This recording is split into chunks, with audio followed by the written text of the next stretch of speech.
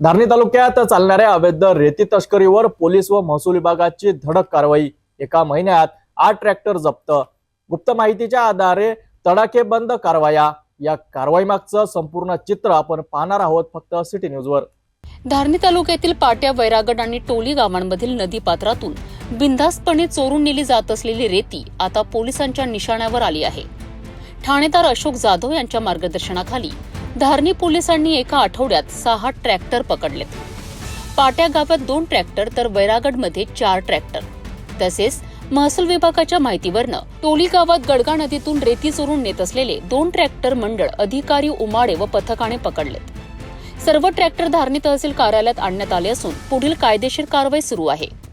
धारणी तहसीलचे कर्तव्यदक्ष तहसीलदार प्रदीप शेवाळे आणि पोलीस स्टेशनचे ठाणेदार अशोक जाधव यांच्या संयोजनाने एकाच महिन्यात 8 ट्रॅक्टरवर कारवाई झाल्याने रेती माफियांमध्ये भीतीचे वातावरण निर्माण झाले आहे।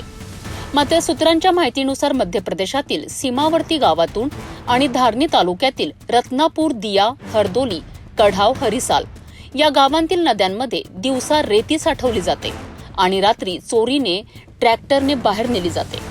महत्त्वाचे म्हणजे रेतीबंदी असतानाही अनेक शासकीय व निमशासकीय कामांवर रेतीचा वापर सुरू आहे आणि जर या रेतीची रॉयल्टी तपासली तर अवैध व्यवहाराचा पर्दाफाश होण्याची शक्यता नाकारता येत नाही।